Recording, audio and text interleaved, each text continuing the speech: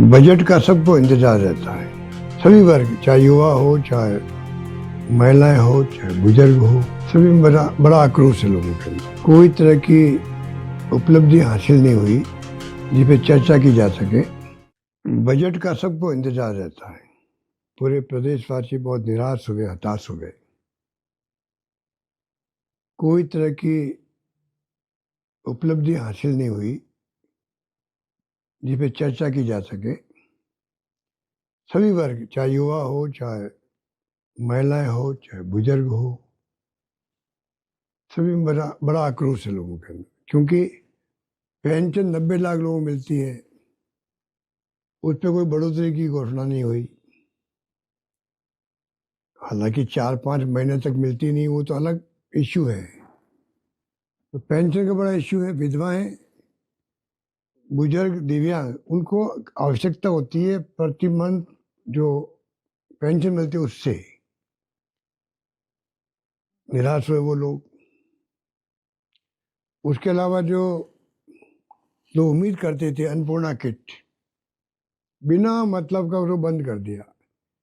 जब उस वक्त में फोटो लगी हुई थी मेरी वहां पर एज मुख्यमंत्री, अब फोटो हटा के भजन लाल की फोटो लग जाती।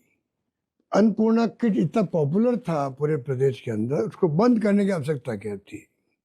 आज उम्मीद कर रहे थे कि वापस उसको शुरू कर सकते हैं, शुरू नहीं हुई। इंदिरा रसोई, मैं खुद गया कई जगह खाना खाने के लिए, इंदिरा रसोई इतनी पॉपुलर थी प्रदेश के अंदर, अब अधिकांश जगह पर वो स्कीम ठप कर दी गई।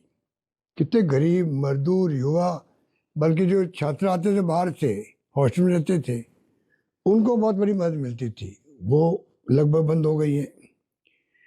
और कोविड के अंदर कितनी हमें तकलीफ हुई, कैसा शानदार मैनेजमेंट किया, पूरे देश में नहीं दुनिया में तारीफ हुई।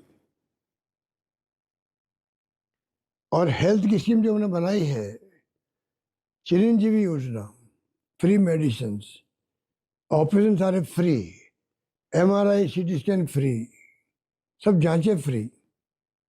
हर घर और घर गांव के अंदर आज चर्चा होती थी स्कीम की, प्रदेश के अंदर भी और प्रदेश के बाहर पूरे देश के अंदर।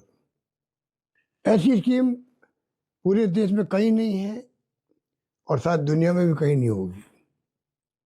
इस बात का हमें फक्र है। आज वो स्कीम जो है इतनी बर्बाद हो चुकी है, कागजों में 25 लाख आज भी है, पर ऐसा भ्रम फैल गया वो 5 लाख की हो गई है। उस भ्रम में लोग इलाज नहीं करा पा रहे। सरकार को चाहिए तो स्पष्ट करे 25 लाख की बीमा राशि का बीमा आज भी है और उसका हम पूरी मॉनिटरिंग करेंगे और लोगों को लाभ पहुंचाएंगे, जिसकी आज भी आवश्यकता है, ऐसी घोषणा की। इस प्रकार मैं कह सकता हूं कि बाकी तो रिफाइनरी इतना बड़ा प्रोजेक्ट था शानदार, 38,000 करोड़ का, आज वो 80,000 करोड़ का हो गया। इसमें भारतीय जनता पार्टी सरकारें जो आई है ना, सब ने उस योजना को बर्बाद कर दिया, बर्बाद कर दिया। 5 साल तक बंद रखा। अब बार बार आप घोषणा कर रहे हो, 25 अगस्त का शायद बताया था आप लोगों ने, 25 को या 25 अगस्त की बात थी शायद, घोषणा उद्घाटन करने की बात थी। अब वो 25 अगस्त चला गया, अब पता नहीं अगले 25 अगस्त को करेंगे या पहले करेंगे, पता नहीं क्या मुहूर्त देख रहे हैं, किस मुहूर्त में प्रधानमंत्री जी आएंगे समझ के पर हैं। और सबसे बड़ी मेरी शिकायत यह है कि जो प्रोजेक्ट बन गए हमारे वक्त के, अस्पताल में बिल्डिंग बन चुकी है, खड़ी है,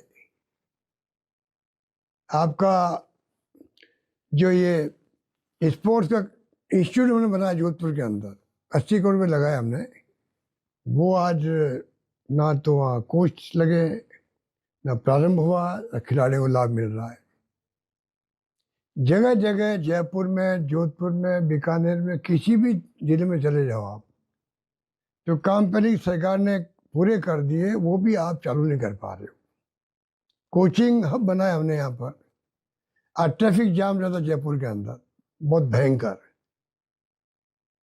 और वो कोचिंग जगह जगह खुल चुके हैं, हब बन गया, सब कोचिंग संस्था वहाँ शिफ्ट होती तो आज थोड़ा बहुत राहत मिलती इसको लेके। ट्रैफिक जाम को लेके, जाम अपना आप में बड़ी समस्या बन चुकी है। इसलिए मैं कहना चाहूँगा कि युवा लोग तरसते रह गए। नौकरी 4 लाख का वादा किया आप लोगों ने, 4 लाख आप घोषणा करते हैं कि भाई हम लोग, अब तो 2 साल तो निकल गए, आपके 3 साल बाकी हैं। अब 3 साल में कितने लाख नौकरी दे पाओगे आप लोग, उस पर क्वेश्चन मार्क लग गया। इसलिए मैं कहना चाहूँगा कि बहुत निराशाजनक बजट पेश हुआ है और लोगों में बहुत निराशा का भाव पैदा हुआ है।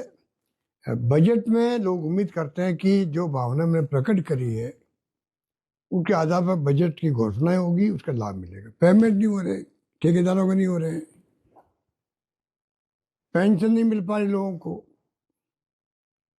और तो और आपके नरेगा के अंदर 4, 5, 6 महीने हो जाते हैं, मिडिल कंपोनेंट का पैसा नहीं मिलता तो काम पक्के हो नहीं पाते हैं। तो किसकी क्षेत्र की बात करें, शिक्षा में, स्वास्थ्य में, पानी में, बिजली में, सड़कों में स्थिति बहुत नाजुक है। हमें कहते थे कि आप जल जीवन मिशन बहुत धीमे चल रहा, बिल्कुल ठीक है। आपने क्या बहादुरी करी उसके अंदर? आप तो अनुभव का लाभ लेते कि पिछली गवर्नमेंट में वो काम धीमे क्यों हुआ। आप वो कमियां दूर करके तेज गति से करते काम को। 45 लाख की संख्या दी, 14 लाख जुड़ पाए। आप सोच सकते हो कि किस धीमी गति से काम चल रहा है। इसलिए मैं कहना चाहूँगा, कहना बड़ा आसान है, 2 साल बनाम 5 साल।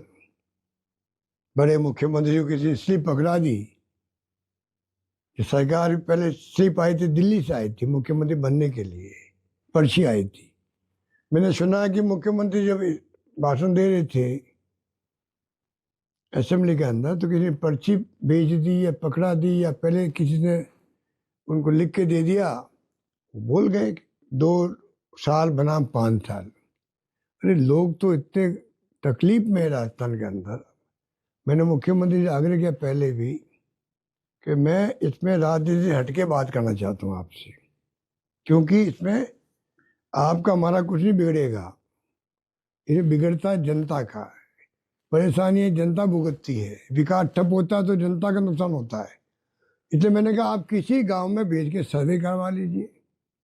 एजेंसी इतनी अच्छी अच्छी आपके पास में है, अमित शाह जी के पास में एजेंसी है जो पूरे देश में सर्वे करवाती रहती है, करवा लीजिए। आपकी स्थिति क्या है राजस्थान के अंदर, सरकारी गवर्नेंस कैसी चल रही है, आपको खुद को आंखें खुल जाएगी आपकी, तो आप अच्छा शासन दे पाओगे जनता को, उससे में खुशी होगी। कुछ तो काम हो। करप्शन की तो हद पार हो चुकी है, चाल चली तो चेहरा। कहाँ गया आपका आरएसएस का? बहुत घमंड के साथ बोलते थे आप लोग, सत्ता में नहीं आए तो अब धजिया उड़ गई उस नारे की भी। इसलिए मैं कहना चाहूँगा बजट में डिस्कशन भी होगा, सब कुछ होगा, कृपा करके आप जो है मॉनिटरिंग करवाइएगा। आपके राज्य की खबरें, आपके शहर की खबरें सबसे पहले जानने के लिए देखते रहें अमर उजाला। चैनल को सब्सक्राइब जरूर कर लें और पाएं हर अपडेट।